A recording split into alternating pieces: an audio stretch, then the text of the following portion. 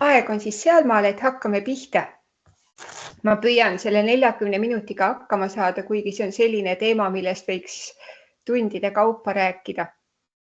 Minu taust emotsioonide ja suhtluse osas on selline, et kui ma ülikooli ajal oma teadustööd tegin, siis ma kirjutasin ja uurisin just seda, kuidas internetis keel muutuma hakkab ja mis suhtluses toimub, kui suhtlusest on ära võetud kogu kehakeel ja hääletoon.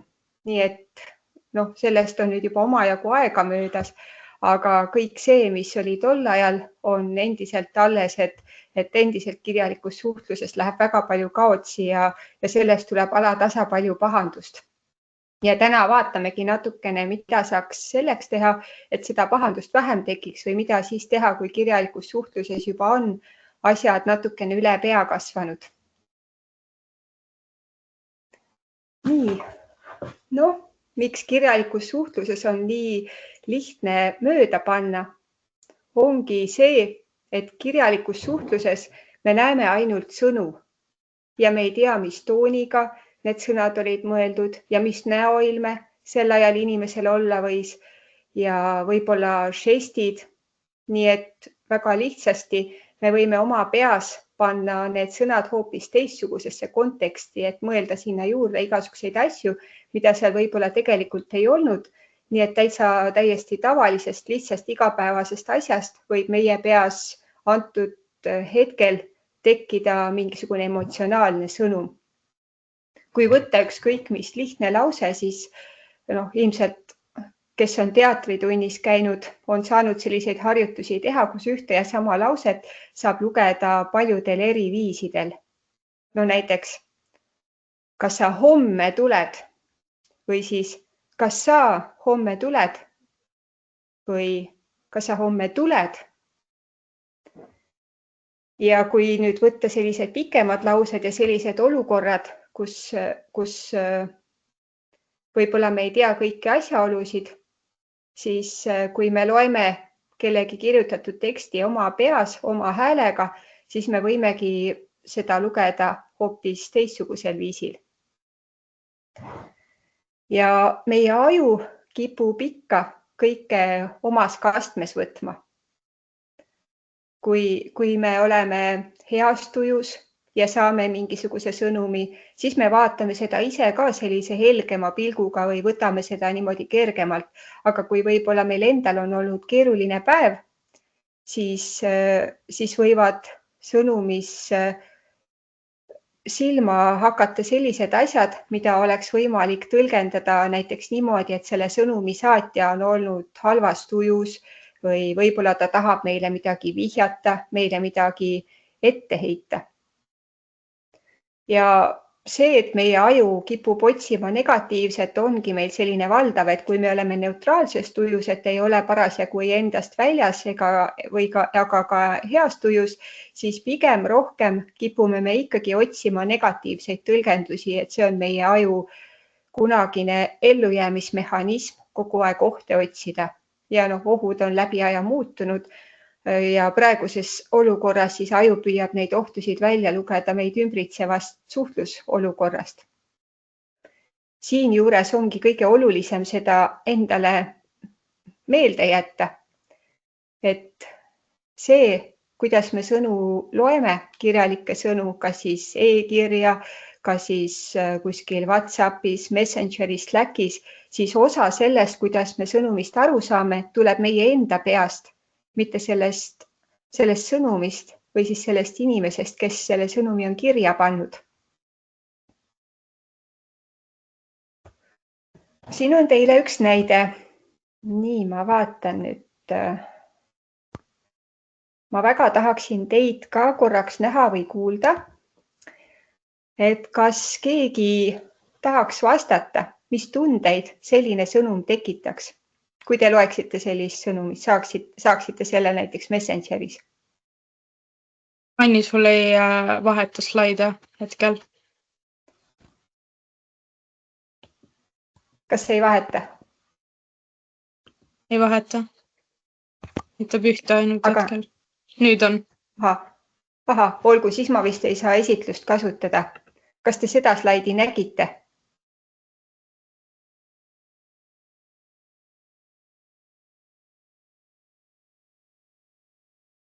nüüd näeme. Olgu. Aga seda? Ja, nüüd näeme. Mina küll näen. Olgu. Väga hea, siis ma ei saa järelikult seda suurt esitlust sisse panna. Aga siis selle juurde, et olete, meil on siis selline sõnum saabunud. Ja kõigepealt selline küsimus, et mis tundeid see tekitab, siis sõltumata sellest, kas sellel sõnumil tegelikult on alust või ei ole, et mis tunne tekib sellist sõnumit lugedes?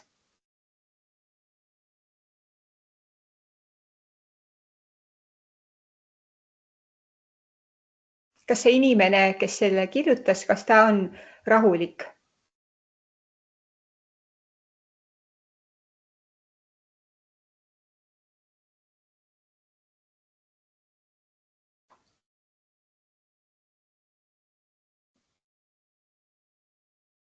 Kas seda sõnumit oleks võimalik lugeda või tõlgendada niimoodi, et see on kirja pandud rahulikult ja neutraalselt?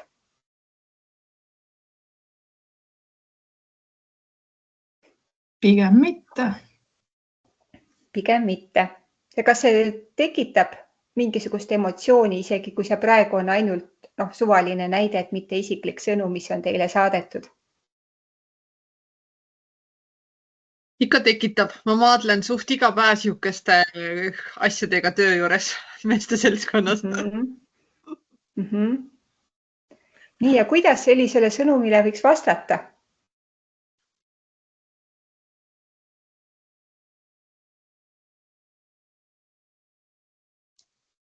Kõigepealt tuleb 10 korda sisse-välja hingata ja alles siis saab vastata, ütleb minu praktika. Ja, põhimõtteliselt nii, jah. Kas seda saaks kuidagi ümber sõnastada? Neutraalsemaks? Kui ise oleksid sellises olukorras, et saatsid selle info, mitte midagi, keegi pole midagi lisanud, et kuidas selle saaks teisiti sõnastada? No kui 2 esimest sõna ära jätta, siis on veits okei ju.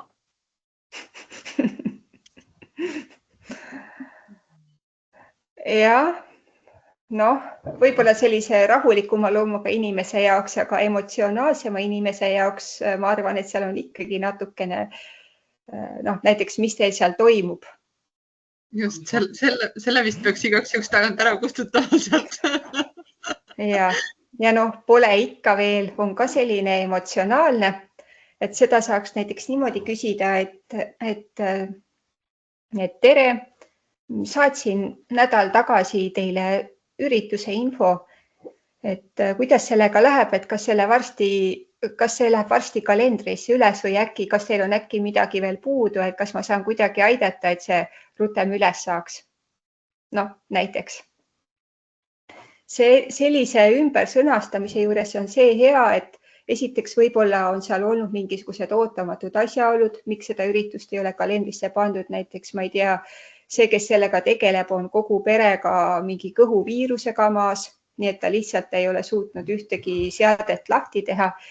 Ja siis selline neutraalne sõnum ei pane talle seda emotsioonikoormat kaela või siis võib-olla inimene on lihtsalt üle töötanud, sellepärast on asjadega maha jäänud ja siis, kui ta saab sellise vihase sõnumi veel kaela, siis ega see ei anna talle kuidagi tegutsemiseks energiat juurde, et kui ta saab sellise rahuliku, viisaka meeldetuletuse, siis see kergendab emotsionaalselt tema jaoks seda, et see asi üles korjata ja ära teha.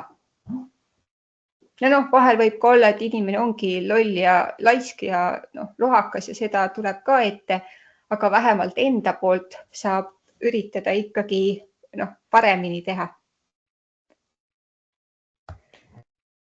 Mis sellise suhtluse juures kõige olulisem on alati eesmärgi meelespidamine. Mul endal on ka vahel olukordi olnud, et kus võib-olla oled ka väsinud ja korraga on palju asju ja siis saad ükskõik kas kliendilt või mingisuguses muus kontekstis sellise emotsionaalse sõnumi ja siis loomulikult enda sees läheb kõik käima. Aju loeb välja, et meil on nüüd tegu konfliktiga, meil on nüüd vaja kuidagi võidelda ja siis esimese emotsiooni pealt tahaks kohe vastata kas vihaselt või kuidagi ennast välja elada. Aga kuhu see viib? Viib lihtsalt selleni, et seesama emotsioon nagu kaja käib muudkui edasi-tagasi, et saadad vihase vastuse, siis sellele tuleb jälle vihane vastus ja siis niimoodi läheb see natukene aega edasi ja mingisuguse eesmärgi või tulemuseni see kuigi hästi ei vii. Võib-olla lõpuks viib, aga jube palju energiat kulub selle peale. Ja mis veel, vihane olemine on jube väsitav tegevus. Viha, see tekitab meie sees sellise olukorra, kus süda hakkab kiiresti taguma, hingamine läheb pinnapealseks ja kui me oleme niimoodi pikalt vihased veel, rullime muudkui mõtleme nii ja naapidi, siis tegelikult me ainult väsitame ja kurname ennast.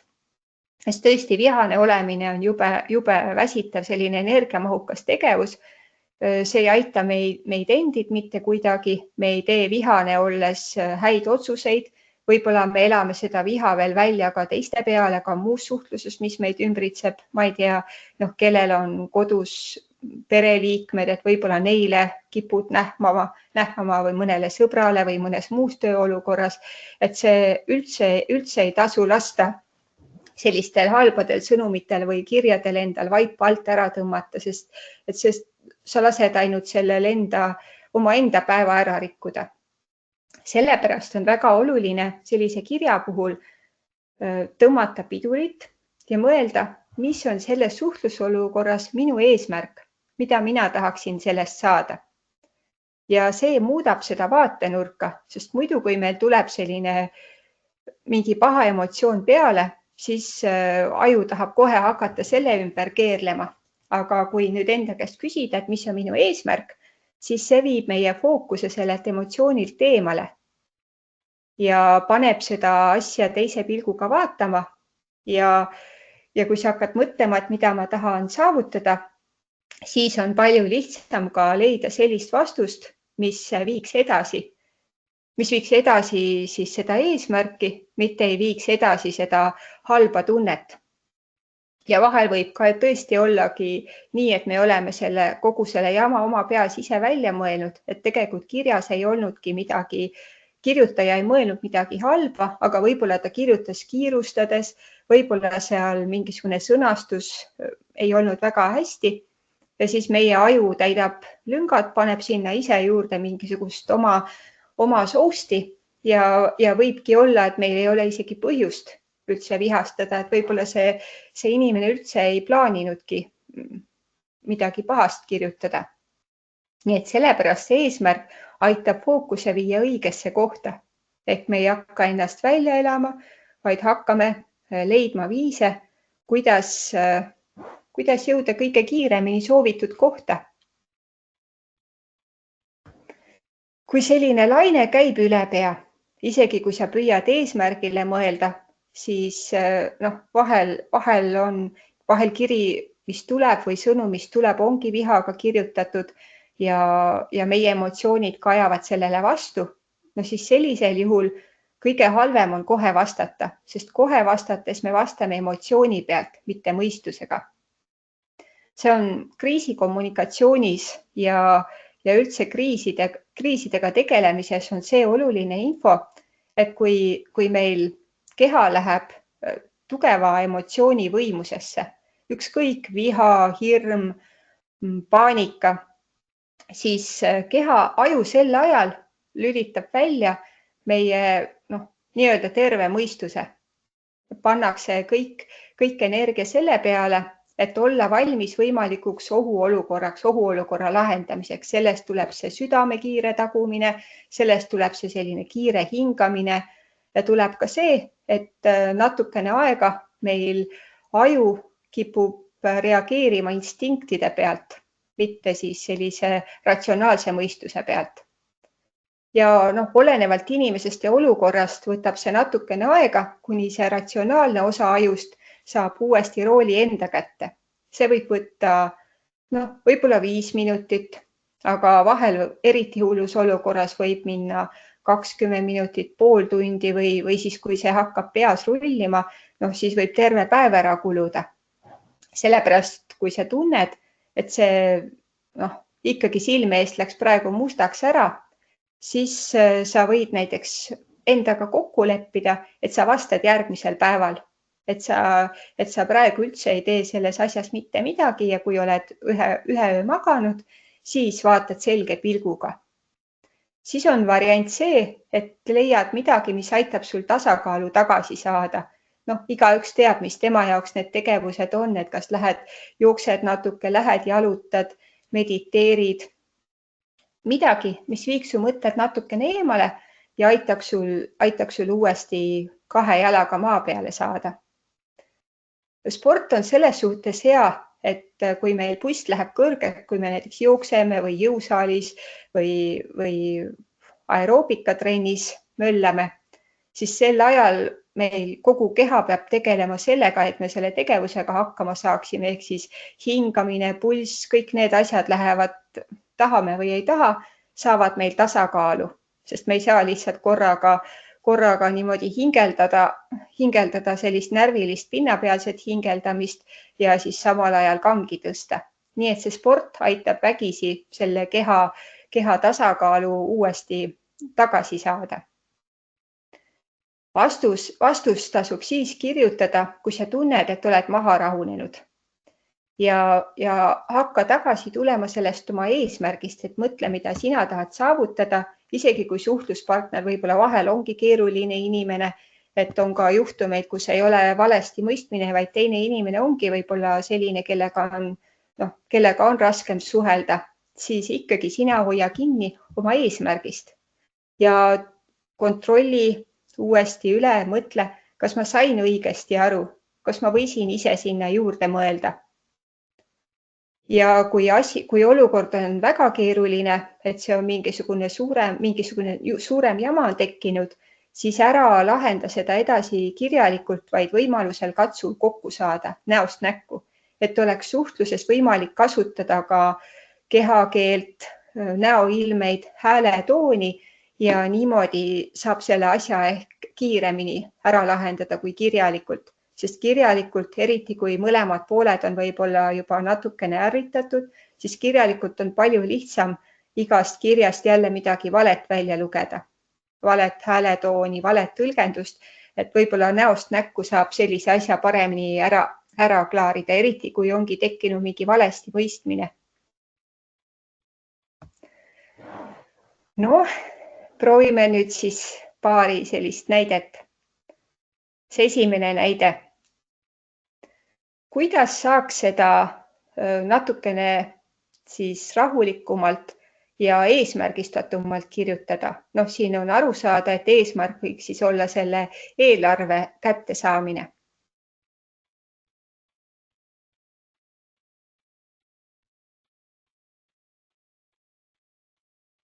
Kas on kellelgi pakkumisi?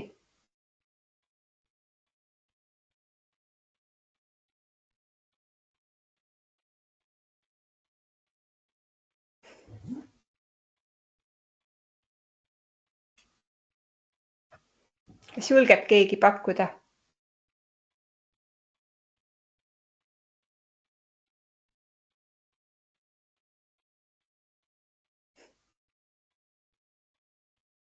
Olgu, ma proovin siis ise. Kõigepealt see 3. korda, ma arvan, et see ei ole siin antud juhul võib-olla oluline info. Et kui oluline on see eelarve kätte saada, siis saaks võib-olla öelda niimoodi, et hei, tuletan seda eelarvet meelde. Meil on sellega natukene kiire. Et kuidas sul praegu ajaga on, kas sa jõuad selle ära saata või mis sa arvad, et kas sul on äkki kedagi appi vaja? Siis teine, kas teisele on pakkumisi?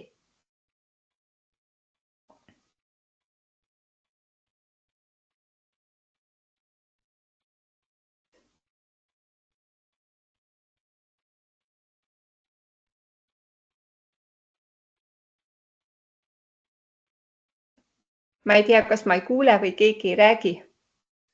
Ma arvan, et siin keegi ei räägi, aga siin võib-olla ei olegi vaja seda liiga palju tegemist, ehk siis neid liigseid märke siia panna. Need ei vii selle lahendamise lõpp-punktis paremale poole.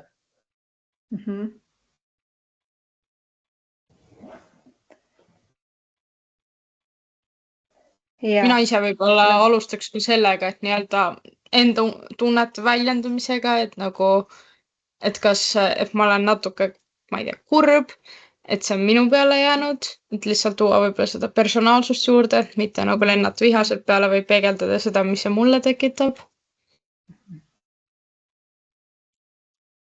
Ja see on väga hea, et kasutada enda tunnet ja neid niinimetatud mina sõnumeid, mitte et mis sina või mis tema, vaid rääkida sellest, mida see sinu jaoks tekitab. Või näiteks lihtsalt meelde tuletada, et nagu, et postituse tähtaeg on kohe saabumas, et kas me teeme selle üldse nagu või mitte, et kas seda postitus on üldse vaja.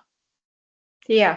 Sest meil on sageli see teema, et teeme, aga tegelikult nagu võib-olla nagu väga vähe nagu vastukaja leiab see asi üldse, et teha tegemise pärast ei ole ju ka mõtet. Ja see on ka väga hea point.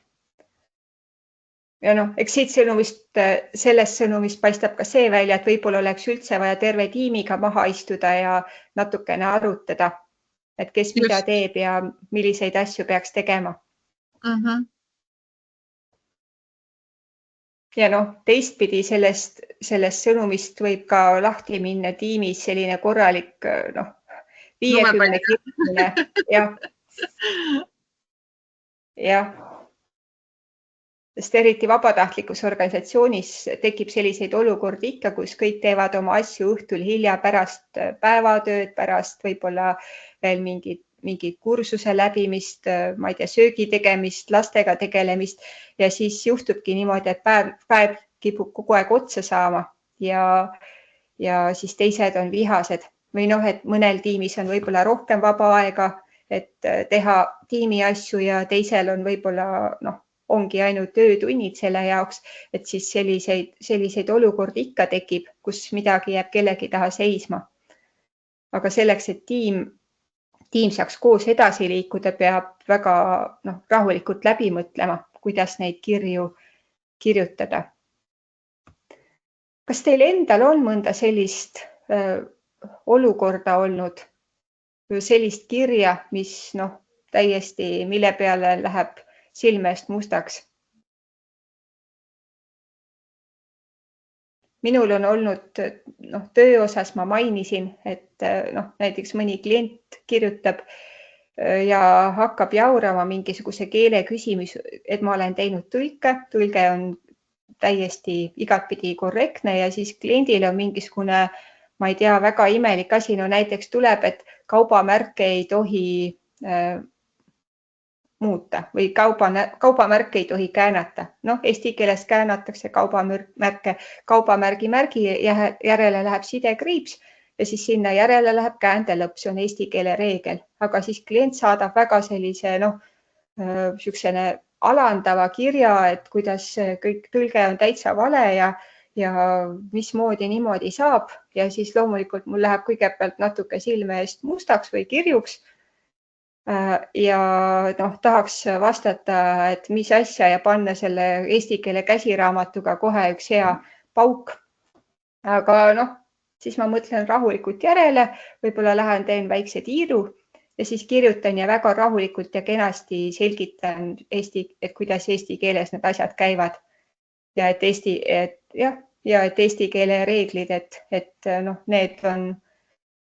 need on paigas põhjusega ja eks koja kontekstis ka mõnikord on ikka, kui on suured projektid, inimesed on väsinud, et projekt on pikalt kestnud, maailmakongressi aasta näiteks ja siis ühel hetkel hakkab see üleväsimus ja see vabatahtliku töö öösiti tegemine tunda andma, et siis jälle need emotsioonidega võib kas kõik ära rikkuda või siis vastupidi võib kõik paremaks teha, kui nendesse õigesti suhtuda. Aga kas teil on mõnda sellist, tuleb meelde mõnda niisugust markantset juhtumit? Mul on neid olnud, kus näiteks inimene kirjutab kirja ära ja siis saab aru, et võib-olla oli liiga emotsionaalne ja süüdistas ja siis mingil hetkel muutis kirja nii-öelda neutraalsemaks, eriti kui mingi näiteks Teamsis on võimalus muuta hiljem peale saatmist nii-öelda ära ehk et inimene rahuneb, loeb uuesti üle ja siis saab aru, et okei, võib-olla läks üleliiast. Ma ei teadnudki, et seal niimoodi kirju saab muuta. Jah. No sellepärast vahel seal, kus ei saa muuta, on see järgmisel päeval saatmine jube hea, et hommikul loed üle ja vaatad, et teed natukene ümber. Sest emotsioon tekitab alati emotsiooni.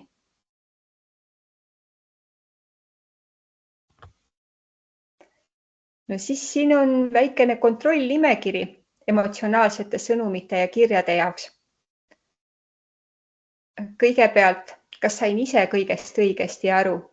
Siin on see väga oluline, et kui kahtled, siis parem katsu üle küsida, mitte ise neid lünki täita. Et võib-olla see asi pole üldse nii hull, võib-olla see ei olnud mõeldud hulluna. Et igaks juhuks kontrolli see üle. Siis kui asi ikkagi on hull, siis tuleb enda pea selgeks saada. Selleks, et oma viha välja elada, on natukene konstruktiivsevaid viise, et mine tõesti tee üks jooksutiir ümber maja või kaeva üks peenar ja lähtu sellest, et sina tahad oma eesmärgi saavutada. Isegi kui teine inimene on emotsionaalne, isegi kui olukord on nõme, siis kõige parem on see, kui sina saavutad selle, mida sina tahtsid saavutada. Ja tegelikult sellest veel parem on see, kui kõik osapooled on lõpuks rahul. Et selline koostööle suunatus ja avatus oleks kõige parem. Ka siis, kui esimene see kiri või sõnum, mille te saate, et see on üsna nõme ja selgelt natukene üle võlli, siis kui te saate teise inimese maha rahunema, saate ta koostöömeelseks, saate temaga rahulikult asja selgeks rääkida, siis lõpuks on kõik võitnud. Kui emotsioon võidab alguses, kui lähebki see vihane vastus ja võib-olla kui see on mingisugune suurem grupp või kui kirjade saajaid on rohkem, siis sellest võib tulla sihukene jama, et mis veel võib-olla mitu aastat hiljem kuidagi kuskil keegi ikka veel mäletab, et need inimesed omavahel ei suuda asju koos teha. Eesmärgile keskendumine, et mõtle välja, mis on sinu eesmärk selles olukorras, mida sa saavutada tahad. Ja õige vastus ei peaks olema, et tahan talle ära panna või tahan küll ma talle alles näitan. Et kuigi see meie aju emotsionaalne osa võib seda kangesti soovitada, vihjeid teha, et võiksime ikkagi, siis see ei aita päris eesmärki saavutada. Ja oma vastust üle lugeda, et kas mu vastus täidab minu eesmärki, kas sellise kirja või sõnumiga me liigume sinnapoole, kus ma saan soovitu. Ja see ka, mis Maris välja tõi, et kasutada mina sõnumeid vajadusel, tuua välja, mida sina antud olukorras tunned ja mitte süüdistada, mitte rääkida teistest ja neist ja sinust, vaid rääkida läbi enda, nii nagu tagasiside andmises. Et aidata ka teisel poolel kiiremini maha rahuneda ja tulla koostöö juurde. Nii, me saime poole tunniga selle materjali läbi, ma pingutasin, et aja sisse jääda. Kas te tahaksite midagi küsida? Mulle tundus küll, et iseenesest olen nagu iseendast mõistetavad asjad, aga samas ma enda pealt tean, et kui on emotsionaalne olukord, siis alguses on kõik need iseendast mõistetavad asjad on alguses peast pühitud ja alles siis, kui natuke maha rahuneda ja teadlikult mõtlema hakata, et siis hakkab meelde tulema, kuidas peaks õigesti tegema. Et kas te tahaksite küsida või võib-olla mõnda olukorda näiteks tuua, mida me võiksime koos vaadata?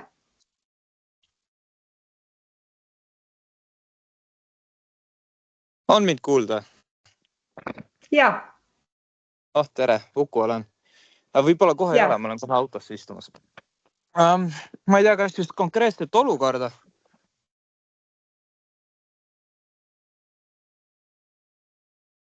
nüüd ei ole sind kuulda. Nii, ja nüüd ma lülitan. Jah, nüüd on. On mind endiselt kuulda? Nüüd on. Okei. Seda nii töös, kus ma Kaitseväe juhatajale kirjutasin, kui ka JCS, kus ma Arengufondile kirjutasin. Ja nagu lõpuks seda probleemi küll emotsiooniga ei lahenda, küll aga mis minu jaoks on töötanud ja muidugi Arengufondi inimesed võivad siis vastupidist väita. Aga emotsioon minu jaoks väljendab seda valu, mis selles olukorras on, mida, ütleme, neutraalne poliitiline tekst ei võimalda. Ja kui inimesed saavad sellest valust aru, siis kuidagi on kiiremini koostööle tuldud ja siis jõuab sellele rahulikule vestlusele ka lõpuks järgi.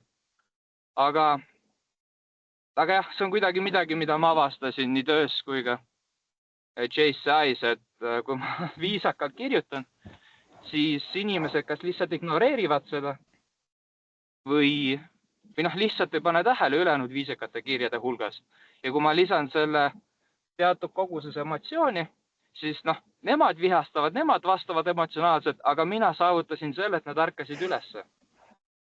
Ja siis ma saan nendega edasi rääkida, siis ma olen jõudnud lahendusteni. See on minu kogemus emotsionaalsete kirjadega.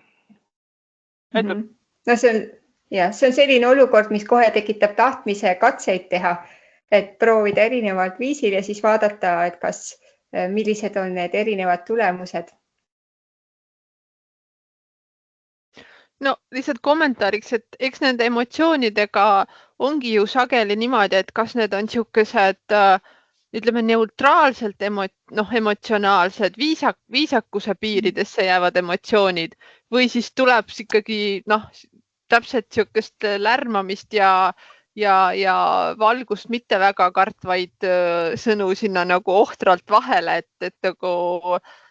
et jah, alati need emotsioonid võib-olla ei olegi nagu pahad, eks ju, aga et see emotsionaalsus peaks nagu viisakuse piiridesse kuidagi nagu suutma jääda, sest selles suhtes on jah õige, et mina ka töö juures pidevalt kogen seda, et kui ma kirjutan siukese poliitiliselt korrektse lühikese kirja, siis see jääbki sinna aegade hämarusse tolmu koguma, aga täpselt, et kui natuke ikkagi emotsiooni ka panna, siis nad on küll jah, natuke just nagu ärritatud, et miks sa nii isiklikult kirjutad või midagi, aga samas ma vähemalt saan selle reaktsiooni sealt tagasi.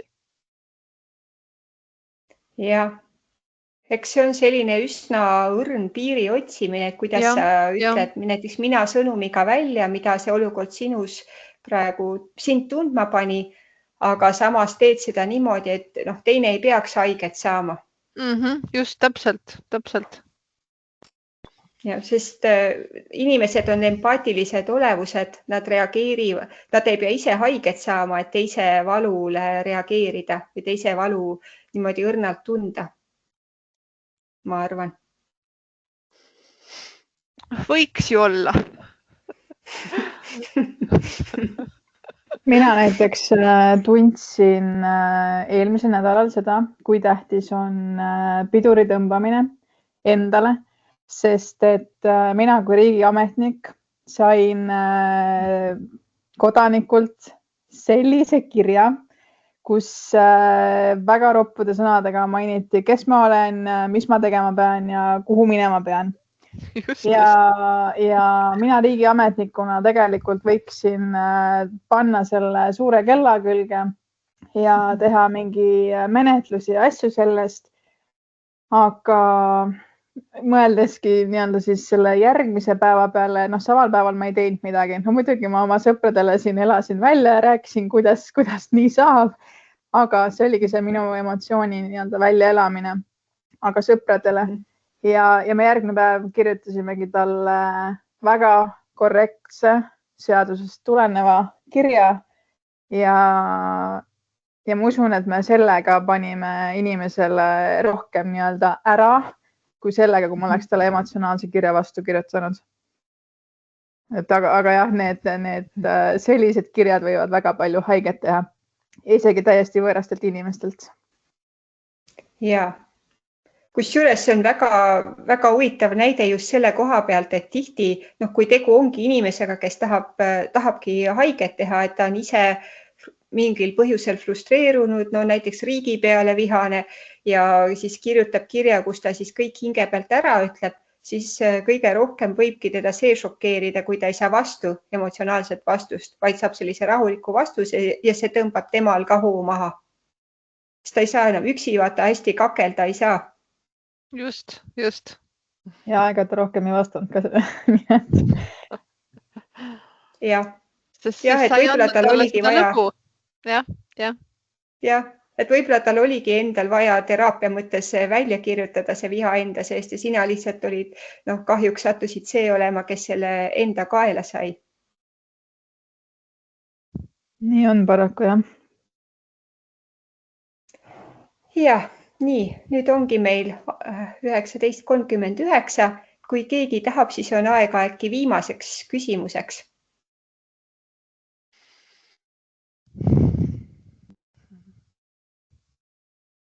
See on see, et oleks vaid tarkust nüüd järgmises olukorras kõike seda asja nagu rakendada ja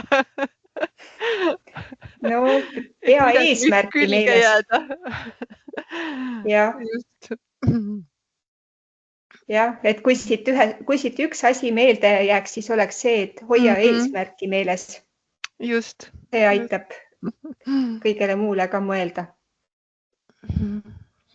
Ja teilt tuli ka väga toredaid näiteid.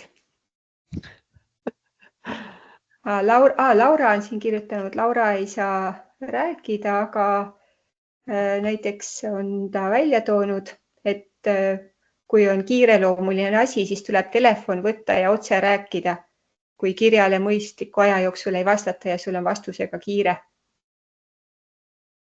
Ma arvan, see on ka hea meeldetuletus, et vahel kirjale või sõnumile inimesed kõik ei saa või ei taha kogu aeg telefonis või arvutis olla. Et siis tõesti, kui on kiire asi, siis et ei vihasta teise peale, et miks ta mulle kohe ei kirjuta, vaid siis helistad. Ja et siis ka mitte selle kõne ajal lasta endal kõik see emotsioon sinna kõnesse, vaid hoida see ka siis ikkagi natukene viisakama piiri peal. Ja, sinna ette saab natuke võib-olla hingata. 10 seda sügavat sisse välja hingamist. Ja tihtipeale teise inimesega rääkides, kui see teine inimene just ise ei ole sel hetkel maru vihani, siis kuidagi rääkides see emotsioon laheneb kiiremini ära kui kirjutades. Sest võib-olla juba teise inimese hääletoon ja kuidagi rääkides lähevad asjad tavaliselt libedamalt kui kirjutades. Laura kirjutas ka veel lõppu, et suhtle enne, kui vihaseks lähed. Ja, see on ka väga hea nipp. Ja, enne kui asjad käest ära lähevad.